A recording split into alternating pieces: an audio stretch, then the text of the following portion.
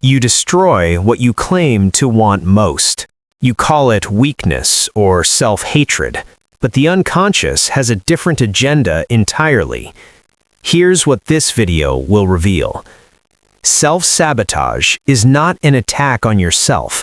It is a defense mechanism protecting you from what success would actually require you to become. The person who ruins relationships is not avoiding love.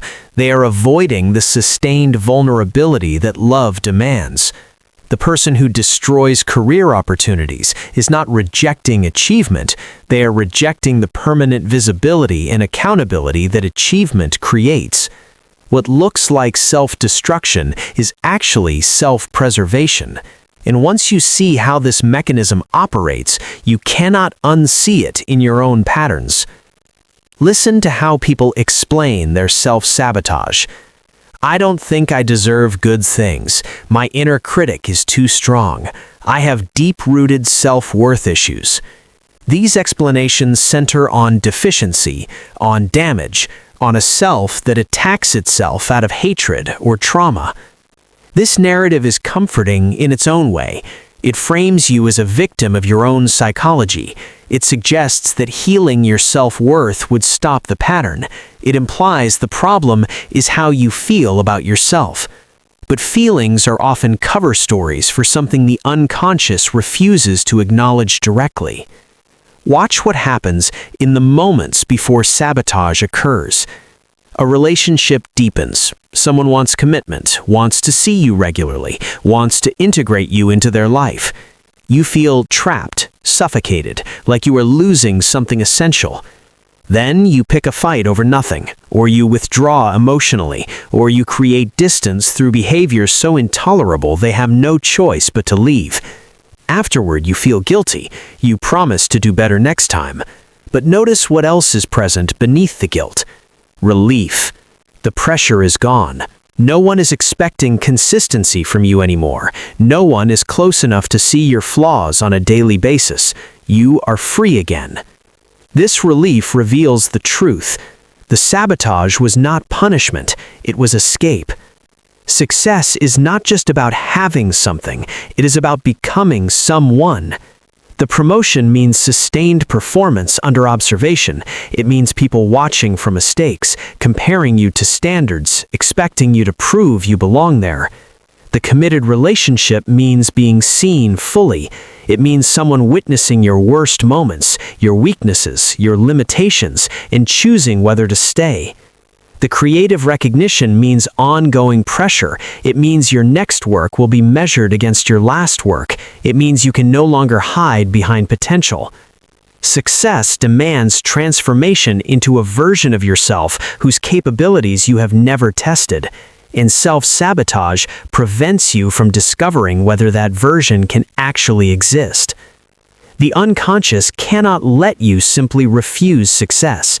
That would conflict with your conscious identity as someone who wants growth, who values achievement, who deserves good things. So it arranges failure in ways that preserve your self-image. You do not refuse the job. You simply fail to prepare adequately for the interview. You do not end the relationship. You just become impossible to be around. You do not abandon your goals. You just never execute them. The result is identical to refusal, but the narrative is different. You are not a coward avoiding challenge. You are a struggling person with self-worth issues.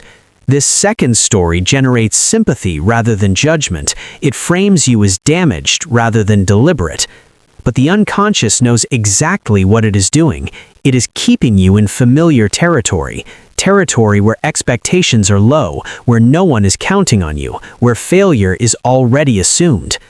Self-sabotage also protects your most precious illusion, the belief that you could succeed if you actually tried. As long as you sabotage yourself before full effort, you maintain the fantasy of untapped potential. You could have built the business if circumstances were different. You could have maintained the relationship if you were healthier.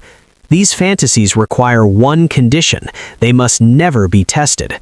The moment you actually try without sabotage, reality provides data. You discover your actual capacity for sustained intimacy, your actual ability to handle pressure, your actual limits. And if those limits are smaller than your fantasy suggested, the fantasy dies.